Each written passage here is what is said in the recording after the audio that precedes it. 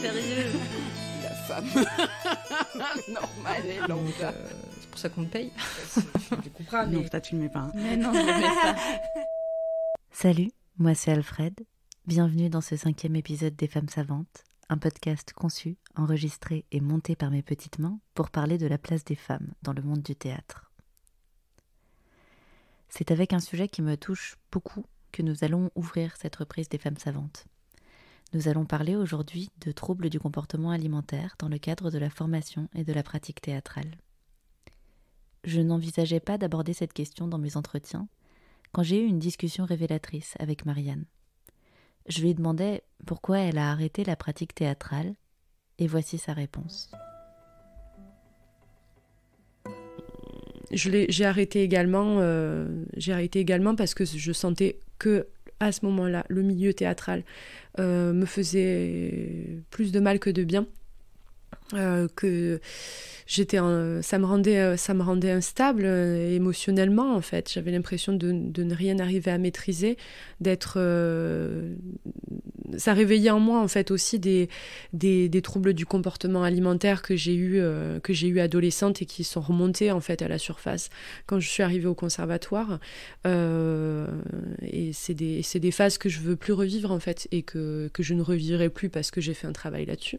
Mais ce rapport au corps, moi, ça a été terrible. Et donc travailler dans un autre métier où en fait ton corps n'est pas seulement ton outil, c'est ton outil pour marcher et pour te déplacer, mais par contre c'est d'être vu par le monde, c'est pas le truc le plus important, c'est autre chose. En tout cas ça a été ma manière de le percevoir. Ça m'a fait énormément de bien de faire autre chose et de m'en détacher. C'est Marianne qui m'a fait réaliser qu'une majorité des femmes que j'interrogeais étaient touchées par différents troubles du comportement alimentaire. Et j'ai donc décidé de leur poser cette question. Est-ce que dans ta pratique théâtrale, tu as déjà essayé de modifier ton corps, que ce soit par l'alimentation ou par le sport ? Et la première réponse qui m'a marquée est celle d'Elmire. Oui, sans doute, mais ça, même, je pense, bien au-delà de ma pratique de comédienne, bien avant en tout cas, puisque j'ai commencé assez tard, et je pense que ça, pareil, c'est quelque chose dont on souffre, on est conditionné depuis qu'on est petite, quoi. On a des modèles de féminité très stéréotypés, et que oui, je pense que j'ai complètement subi ce truc-là. Et après, donc, pour rentrer un peu dans le vif du sujet, à l'école, moi je me souviens très vite, en rentrant à l'école, quelques mois après, peut-être 3 mois après, un intervenant qui m'avait dit « T'as vachement grossi depuis la rentrée, fais gaffe, si tu grossis trop, tu vas pas travailler. » Et ça, je suis sûre qu'on le dirait jamais à un comédien. Avant de continuer, je souhaite faire un petit point de définition sur ce que sont les troubles du comportement alimentaire. Comme leur nom l'indique, il s'agit de troubles touchant le rapport à la nourriture pour les personnes qui en sont atteintes. Nous parlerons de TCA, pour aller plus vite. Les plus connus sont l'anorexie et la boulimie, mais le spectre des TCA ne fait que s'élargir. On y trouve des syndromes d'addiction alimentaire, de compulsion, de surmaîtrise de la qualité de l'alimentation, mais également de pratiques sportives, par exemple. Ces troubles vont chambouler la vie d'un patient, qui s'organise entièrement autour de la nourriture. Selon la Fédération française anorexie-boulimie, les TCA touchent aujourd'hui 900 000 personnes en France. Je citerai un extrait du dernier rapport officiel de cette association. Le chiffre de 900 000 personnes souffrant de TCA avérés est une estimation basse, qui ne prend pas en compte ce qu'on appelle le spectre des TCA. Ce spectre est néanmoins important à connaître et à repérer, et soigner les personnes qui en souffrent est important. On sait en effet que souffrir de troubles de l'alimentation est un facteur de risque de présenter ultérieurement des problèmes de santé physique et psychique. Ce spectre des TCA concerne 17% de la population. 17%. Le nombre est affolant et ne concerne évidemment pas uniquement les femmes dans le théâtre. Alors pourquoi en parler aujourd'hui ? Tout d'abord parce que cela touche plus de femmes que d'hommes. Et aussi parce que le rapport à la scène et au plateau en accentuant ce rapport au corps que nous avons déjà évoqué, amplifie les risques de développer les TCA. Ouais, après moi, de toute façon, l'alimentation, en tout cas l'image, le poids, ça a toujours été un gros problème, en tout cas, quelque chose d'assez présent. J'ai eu des épisodes anorexiques plus jeunes, et oui, carrément. Par exemple, les scènes où, à un moment donné, tu sais que tu dois te mettre, j'en sais rien, en soutif ou autre. Moi, je suis hyper complexée et je sais très bien que si je vais faire cette scène-là à un moment donné, je vais passer des heures et des heures à faire du sport avant pour essayer d'être... je me souviens du rôle de Marthe, alors qu'en soi, réellement, c'est ma projection sur le rôle de Marthe dans l'échange. Elle est ni décrite comme fine, ni décrite... Enfin, peu importe, en fait.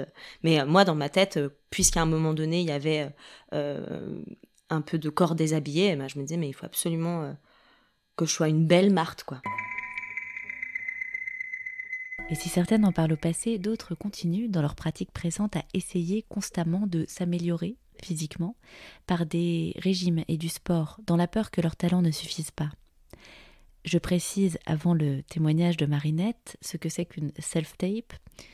Une self-tape est un casting à distance pour lequel on envoie une vidéo de sa prestation.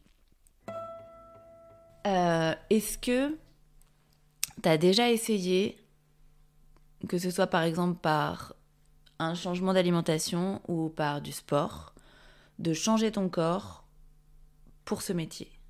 Oui. Clairement en ce moment. Parce que... Et ça, j'y pense et ça me rend dingue. Et même... Parce qu'en fait, j'ai eu un casting. Enfin, j'ai passé une self-tape pour un rôle d'un film télé. Et le directeur de casting m'a rappelé en me disant le réalisateur a aimé ta vidéo, il a envie de te rencontrer pour repasser un casting devant lui. Voilà. Et arrive le moment où tu dois t'habiller pour aller à ce casting.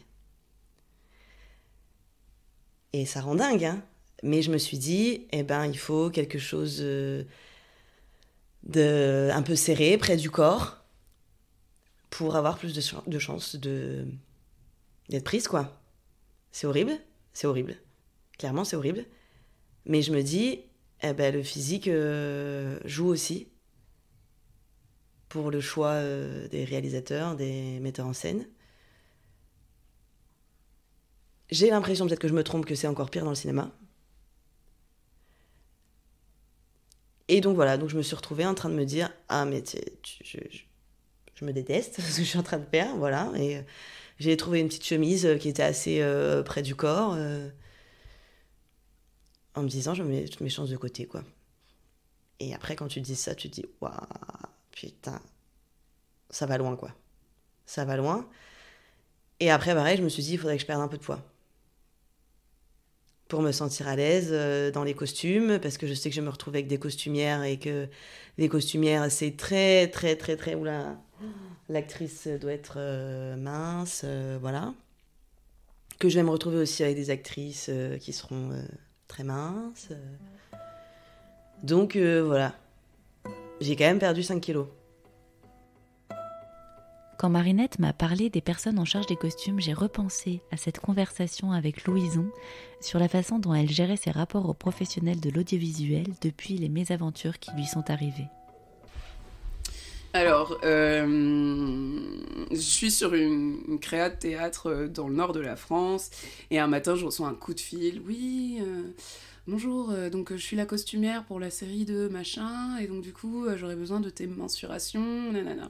Donc je lui dis, pantalon 42, et puis haut M ou L, 40 ou 42. Et là, elle me dit, 42, t'es sûre 40... T'es sûre 42 ? Je dis, ouais, je suis sûre, je suis plutôt sûre de la taille de pantalon que je fais et tout. Ouais, ça m'arrange pas du tout, hein, ça m'arrange pas du tout. J'étais là genre... Ah non, désolée. Elle me fait oui, non, ça m'arrange pas du tout parce que bon, ça se passe dans les années 60-70, donc les meufs elles étaient plutôt fines à l'époque, donc là 42, je sais pas comment je vais faire. Et évidemment, en plus, je suis prise de court, je la connais pas, cette femme. Elle m'appelle, on s'est jamais rencontrés, elle est désagréable. Et du coup, moi, je me sens super désolée. Je me dis, waouh, merde, je fais du 42, c'est chaud. Je suis en train de lui rendre la tâche difficile, je suis en train de torpiller son travail, enfin, vraiment. Mais oui, mais aussi parce que, on se le disait, mais parce que aussi, je pense que dans le cadre d'agressions verbales, comme ça, qui peuvent être genre ponctuelles comme ça, ou un peu quotidiennes, il y a aussi l'idée que la personne qui est agressée est quelqu'un qui, naturellement, doute d'elle-même, de toute façon. C'est le terrain à ce genre de truc. C'est-à-dire que moi, tu me dis que ma taille de pantalon ne t'arrange pas, mais je vais passer par 1000 circonvolutions mentales pour essayer d'arranger ton problème. D'ailleurs, n'est pas un problème. Mais du coup, je me sens responsable, je me sens investie. Je me dis, ok, donc là, j'ai 3 semaines pour perdre une taille de pantalon. Enfin, tu vois, mais des trucs, mais si tu veux, des trucs complètement incroyables. Et bref, et elle me dit, bon, ouais, écoute, je vais voir. Puis elle raccroche, hyper contrariée, tu vois. Hyper contrariée, la meuf. Et évidemment, bah, moi, je suis un peu, genre, c'est le début de la journée, en plus, donc ça commence super mal, enfin, je suis trop mal, j'en ai pleuré, enfin, c'est vraiment... Parce qu'elle, elle se rend pas compte, tu vois, elle va aller continuer sa vie, elle va probablement aller appeler d'autres acteurs, regarder son stock et tout, mais moi, je vais passer une journée de la mort à cause d'elle, et probablement 3-4 semaines jusqu'au tournage, où je vais être avec la peur au ventre, tu vois, de pas rentrer dans mon costume... Parce qu'aussi, ça m'est arrivé sur un tournage où j'essayais un pantalon. Et en plus, c'était une uniforme de gendarmette. Je vais à l'essayage, je rentre dedans, tout se passe bien. 3 semaines plus tard, le costume... Donc j'arrive sur le tournage, le costume est dans la loge. Je l'enfile et ça coince au niveau des cuisses. Mon pire cauchemar.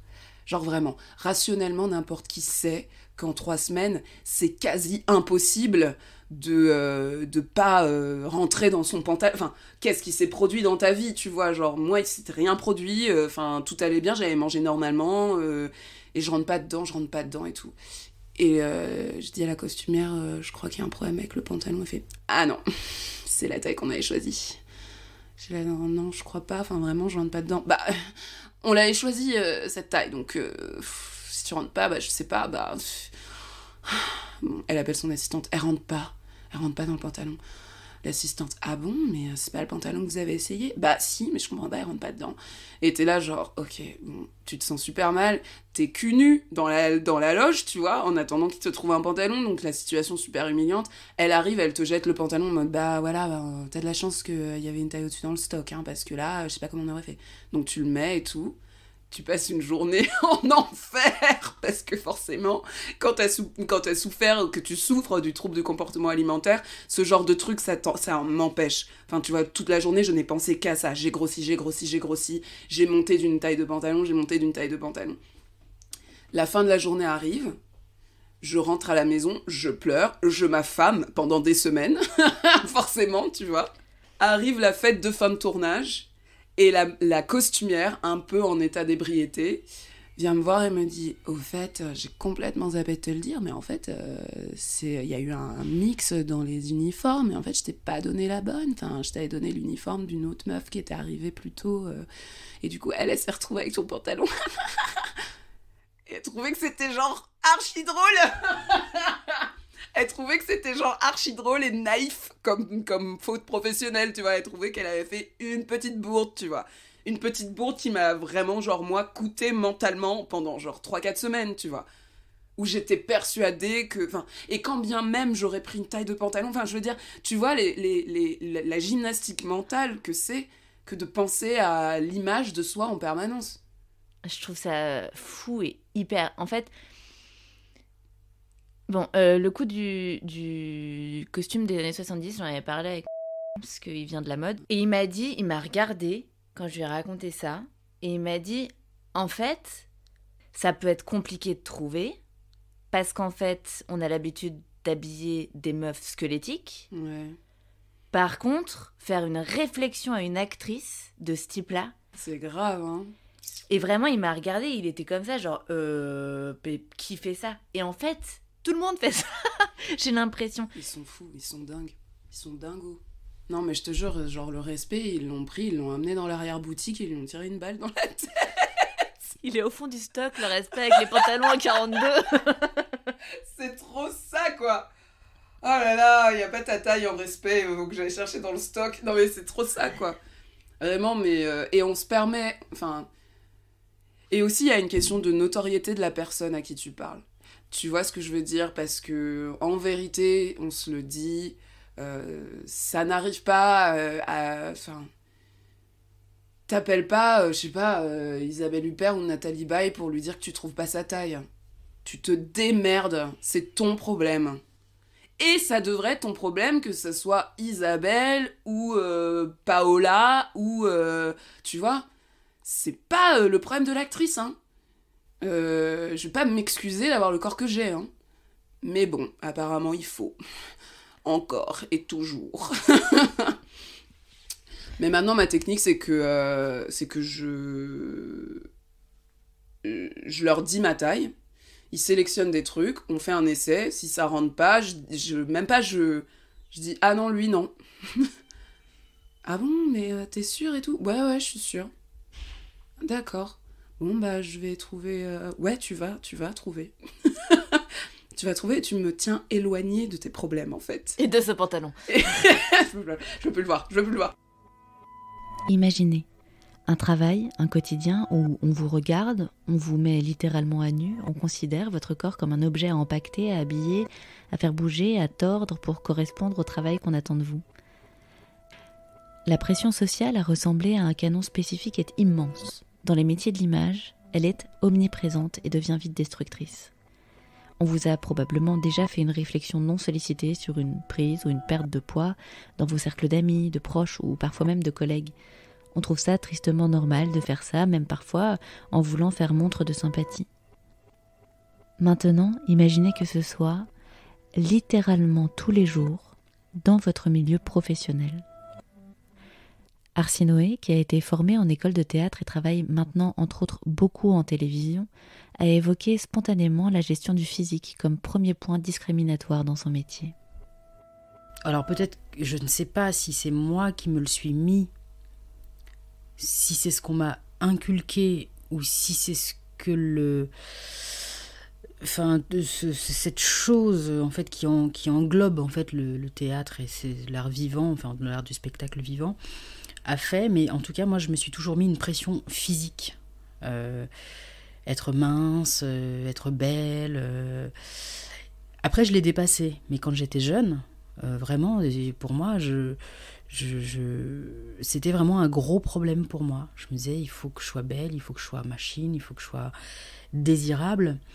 Et en fait après quand j'ai avancé évidemment dans le métier, je me suis rendu compte que non, c'était pas l'essence du truc, mais un long moment, ça a été ça, quoi. Pour moi, il fallait que ce soit comme ça, voilà, sans se poser trop de questions. Du coup, est-ce que tu as déjà fait Est-ce qu'il y a déjà eu des moments de ta vie où tu as fait des efforts, on va dire, par exemple par le sport ou par l'alimentation, pour correspondre à un canon esthétique que tu voulais être le bon? J'ai pas arrêté. J'ai pas arrêté. Je me suis toujours trouvée grosse. Bon, après, je pense qu'il y a un truc aussi familial qui rentre aussi là-dedans. Mais après, moi, maintenant, quand je regarde les photos de même il y a 10 ans, je me dis, mais comment est-ce que je pouvais me trouver grosse, quoi? J'étais bien, j'étais voire mince, quoi. Et bon, maintenant que par des trucs personnels, j'ai pris du poids par des traumatismes émotionnels de famille. Je redescends, mais pour moi, parce que je sens que même de ma santé peut en pâtir. Donc je suis en train de refaire un régime, mais je sais aussi que derrière ça, il y a cette volonté de correspondre à quelque chose de plus dans les clous, quoi, dans les trucs, et sans me dire maintenant que c'est parce que je dois être belle, mais parce que je sais que que c'est quelque chose qui est important en fait. Parce que quand on regarde à la télé les filles en fait, les mecs ils peuvent être gros, ils peuvent être entre guillemets moches, ils peuvent être tout ça, il n'y a pas de problème. Un mec gros, et encore une fois, pour moi être gros ça ne veut rien dire parce qu'en fait c'est pas... Il y a des gens qui vont se sentir gros, ils sont tous tout minces, et d'autres qui vont être pas magnifiques parce qu'ils vont être voluptueux, etc. Et quand je dis ça, c'est vraiment... Et moi, ça me peine de dire, ne serait-ce que ça, de dire de quelqu'un qu'il est gros, qu'il est machin. Pour moi, c'est un truc qui ne devrait même pas, en fait, exister. C'est une personne, c'est un acteur, c'est un comédien. Et en France, je trouve qu'on a trop cet impératif physique.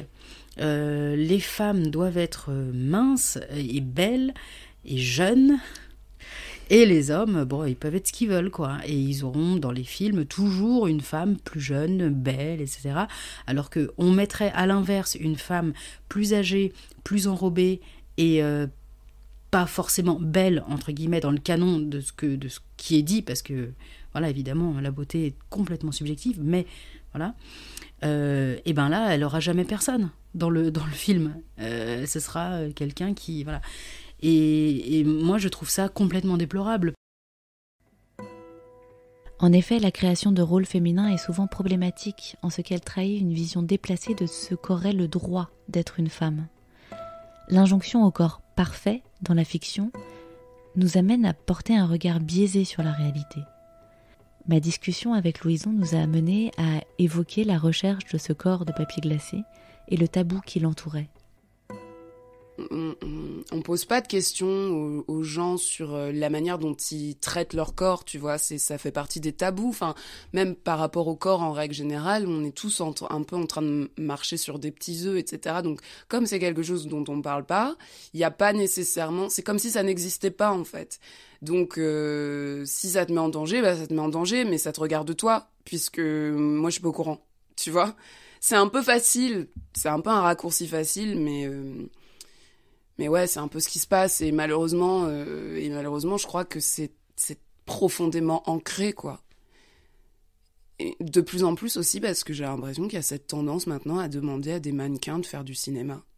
Il y a énormément de mannequins au cinéma maintenant. T'es là, genre, d'accord, mais en quoi est-ce que... si on parle de cinéma réel, etc., en quoi est-ce que cette personne d'1m80 et de 45 kilos correspond à, genre... la femme normale et lambda. Enfin, c'est horrible, tu vois. Mais j'imagine que il y a un délire de j'en sais rien, peut-être de romancer la vie, ou d'apporter une version romancée du réel, et que donc dans ce cas les corps sont pas vraiment des vrais corps. Enfin, là, j'essaie vraiment de leur trouver des excuses en vrai. Ouais, Ouais, c'est un vrai truc, et c'est hyper... Et effectivement, moi, le lieu de l'école a vraiment mis ça en exergue. Vraiment, tu vois. Où j'étais là, genre... on est tous les uns sur les autres, et du coup, le malaise se crée vraiment par rapport à ça. Et aussi, nous, on a finalement une majorité d'intervenants masculins. Donc, il y avait aussi un délire aussi derrière de plaire, je sais pas, de plaire, de répondre au male gaze, tu vois, et donc ça passait par la minceur, tu vois. Et moi, je sais que je me suis pas beaucoup écoutée sur cette période, enfin, que du coup, ça donnait lieu à des choses absolument... Mais tout ça parce que j'étais convaincue d'être trop grosse. Et imagine si je m'étais convaincue d'être trop noire, ce qui se serait passé. Enfin, des fois aussi, je me dis ça aussi, tu vois. Je me dis, waouh, c'est fou comme on devient son propre ennemi, tu vois. Au lieu de se dire, je suis pas là pour ça, je suis là vraiment pour juste faire du théâtre, quoi. En parlant de la façon dont on se percevait en tant que femme en formation théâtrale, Cato m'a raconté comment l'une de ses camarades de classe a adopté une conduite sportive et alimentaire hors norme dès son arrivée en école de théâtre. J'ai une pote à moi qui a été vachement là-dedans quand on était à l'école, qui l'est beaucoup moins depuis qu'on est sortis. mais enfin déjà elle est sportive de base, elle a fait 14 ans de GRS, de danse et tout ça, donc elle pour le coup elle a vraiment un corps qui correspond à tu vois, aux standards de beauté de maintenant, enfin tu vois, mais quand on était à l'école, elle était omnubilée par ça, enfin je veux dire, elle faisait du sport tous les jours, enfin je veux dire, même quand elle était malade, même quand ça allait pas, même quand elle avait des trucs à faire, enfin je veux dire, elle allait à la salle, elle allait courir, elle allait nager, elle allait... Enfin, moi je me souviens de quand j'allais chez elle, ou qu'elle venait chez moi et tout, le matin, à 6h, elle allait courir, elle revenait, je dormais encore, moi, tu vois, j'étais là, genre, t'as été où? Elle me dit, non, mais j'étais courir 1 heure, machin. Et c'était vachement excessif, tu vois, comme truc, parce que ça finissait par même pas lui faire vraiment de bien, tu vois, genre, c'était hyper... Et c'est vrai que là, depuis qu'on est sortis, elle est beaucoup moins... Elle aime ça, donc elle en fait. Et je veux dire, ouais, si elle passe 3 jours sans faire de sport, elle s'en remet, quoi. Enfin, il y a pas... Tu vois, elle est sortie un peu de cette dynamique-là, hyper, hyper addictive, tu vois, au sport, à l'alimentation, enfin... Et... Après, les autres, je sais pas trop, parce que... j'ai pas l'impression qu'il y en avait qui faisaient forcément non plus des efforts drastiques de ouf, parce qu'en plus, il y en avait la plupart qui étaient déjà, tu vois, qui correspondaient déjà à l'image de la beauté en ce moment, tu vois. Donc voilà, et après, les mecs, beaucoup moins, évidemment. Enfin, j'ai aucun pote qui s'est ruiné la santé à faire quoi que ce soit, hein. Enfin, je veux dire, ça c'est sûr. Et après, moi j'en sais rien en fait. Enfin, moi j'ai eu des TCA pendant longtemps. J'en ai encore, mais ça se soigne pas comme ça. Mais c'était avant, tu vois. Et disons que j'en ai eu des séquelles quand j'étais là-bas, tu vois. Mais en même temps, j'ai jamais non plus... je suis jamais retombée dedans là-bas. Je faisais du sport, je faisais plus de sport que maintenant, mais parce que déjà on avait des cours de sport, donc je faisais du sport, automatiquement. Mais voilà, je suis jamais tombée dans l'extrême inverse non plus. Genre, je me suis un peu fait une raison, enfin, je me disais, non, j'ai pas envie d'aller courir le matin à 6h, donc vas-y, je vais rester comme ça, c'est très bien. Et mais par contre, oui, enfin, moi, j'ai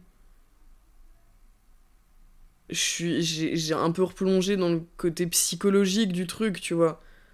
De voir toutes ces meufs et de me dire, putain, je voudrais bien être pareil, tu vois. Genre, moi, à côté, je suis comme ça, je suis trop comme ça, je suis passée comme ça. Et c'était un peu dur, tu vois, d'être entouré de meufs que tu trouves super belles, tu vois, qui sont super bien gaulées, qui sont hyper... et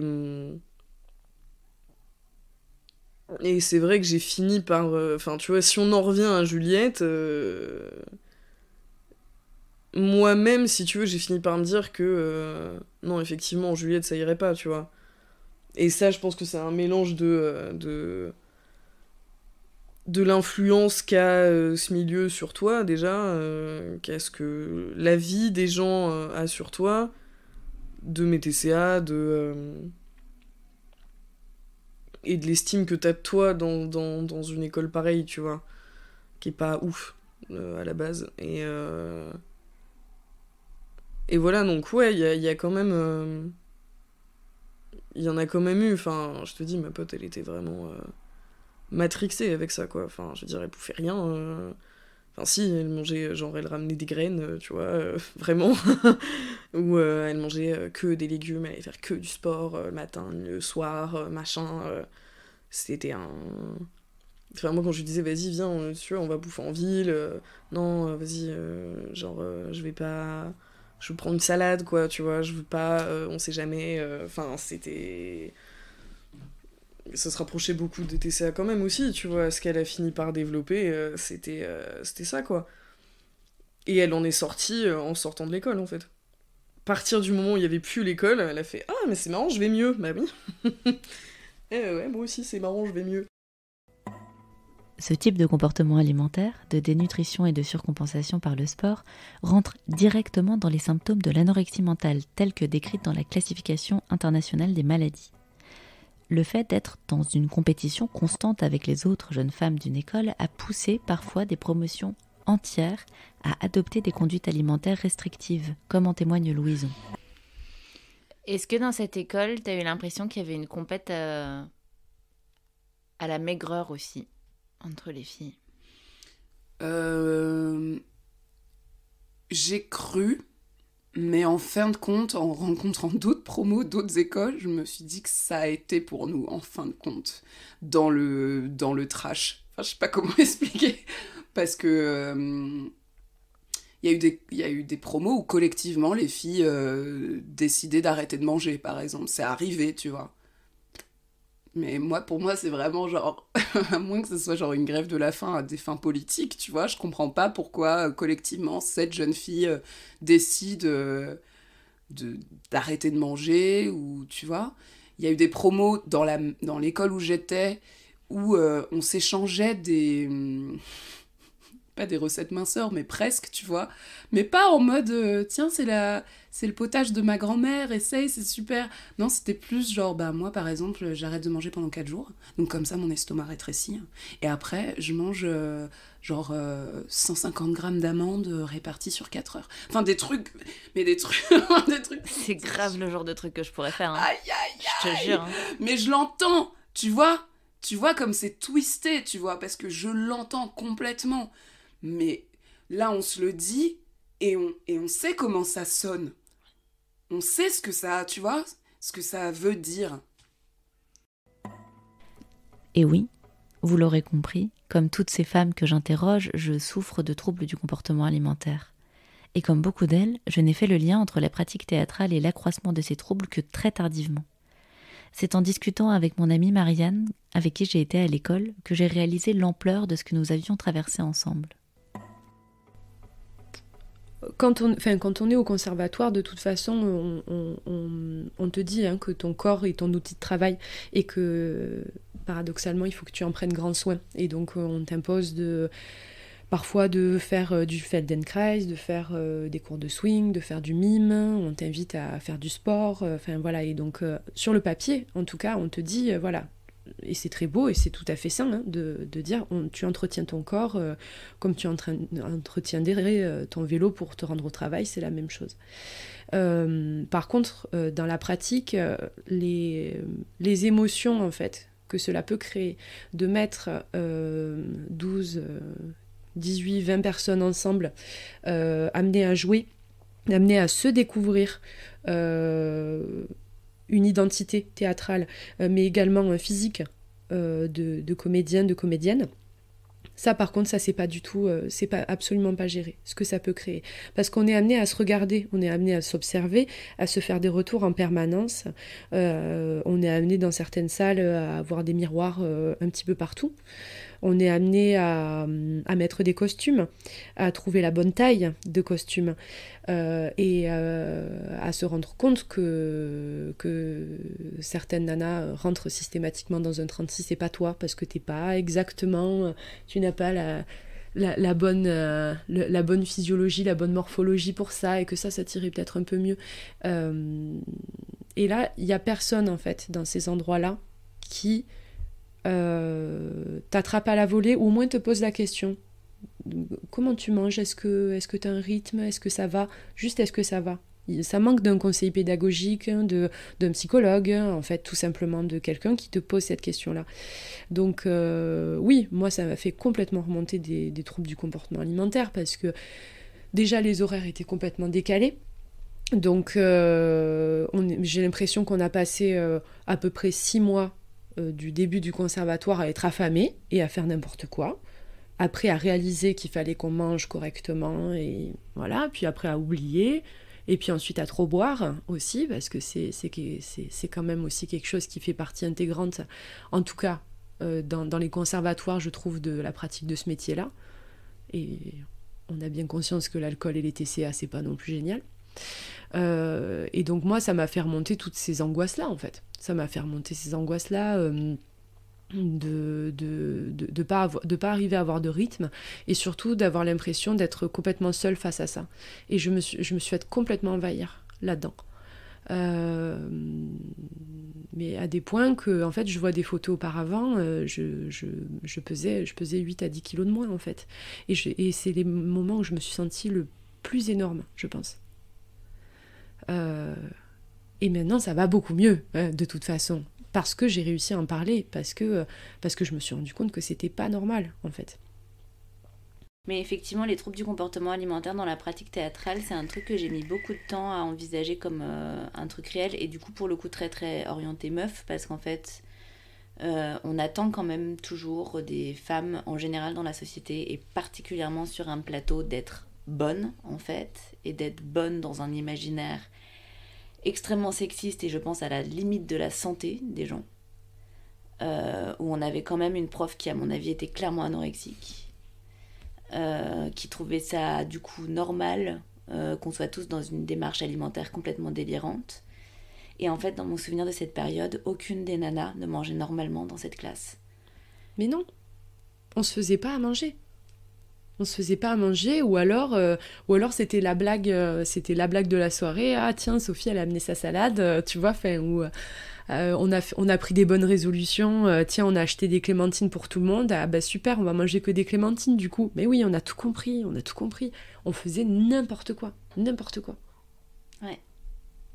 Et effectivement, c'est une période où je pense que je pesais 4 kilos de moins que maintenant. Et effectivement, je me trouvais vraiment grosse dans mon 36. Et tu passais ton temps à dire que t'étais énorme, ouais, aussi. Mais au même titre que nous toutes. Hein. C'était terrible. Et comme on n'avait pas de recul, en fait, comme on n'avait aucun adulte, parce que c'est un peu ça, dans les positions d'élève, t'es quand même toujours l'enfant. Comme on n'avait aucun référent pour nous dire, en fait, juste n'importe quoi... Faut arrêter de dire que vous êtes grosse, alors que clairement, vous faites entre un 34 et un 40 toutes. Enfin, parce que c'est ça qui se passait. C'est ça. Et voilà, et ce truc, les mecs le traversaient pas du tout. Et eux, ils étaient là à bouffer des pasta box et autres trucs complètement chétanes.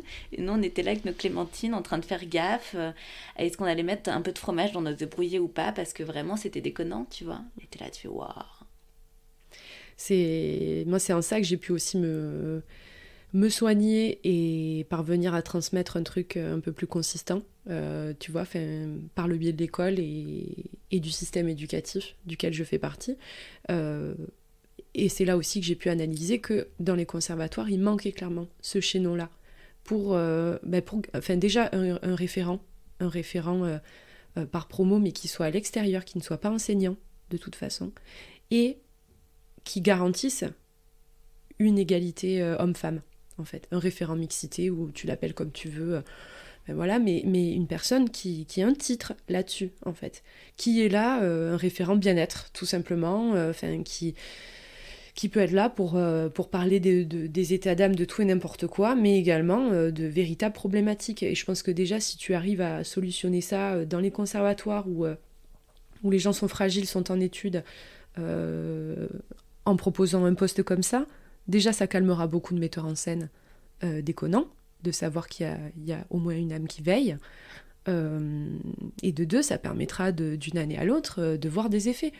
Tu vois, moi ça fait 4 ans que je suis implantée dans le même collège, c'est pas c'est pas des fruits que je récolte, c'est des kilotonnes de fruits, tu vois, de toutes les graines qui ont été plantées vis-à-vis de l'égalité, vis-à-vis de la lutte contre le sexisme, vis-à-vis des comportements déconnants, des troubles du comportement alimentaire, tous les facteurs qui découlent de la société sexiste. Je vois pas pourquoi dans les milieux du spectacle et notamment dans le théâtre, là où on prétend être tous quand même assez éclairés, on écoute tous France Inter, tous France Culture, des podcasts par milliers, et pour autant, on a le nez dans la merde et on continue. Cette question de la responsabilité du corps enseignant a été définie également par Béline lorsque nous avons évoqué la façon dont ses professeurs ont perçu son anorexie. Bah, concrètement, moi, quand je suis entrée au conservatoire, je faisais 39 kilos, donc j'étais vraiment très très maigre. Et c'est drôle, quoi, parce que je me dis, mais que faisaient les professeurs, quoi? Ils m'ont dit, tu fais peur. Je me dis, mais en fait, tu formules pas ça comme ça quand t'as quelqu'un qui va pas bien en face de toi. Tu formules pas ça comme ça, quoi. Moi, maintenant, je fais des interventions en milieu scolaire, j'ai affaire à des anorexiques, à des personnes qui souffrent d'autisme. Enfin, en fait, il y a un moment donné, t'accompagnes, tu portes pas juste un jugement et puis tu te barres pas comme ça, quoi. Normalement, t'es censé accompagner les enfants, quoi. Parce qu'en fait, à 17 ans, 18 ans, t'es un enfant. Il y a un truc un peu cruel, en fait, d'une certaine façon. Cette cruauté, souvent involontaire mais tout de même récurrente, a émaillé mes échanges avec les femmes que j'ai rencontrées.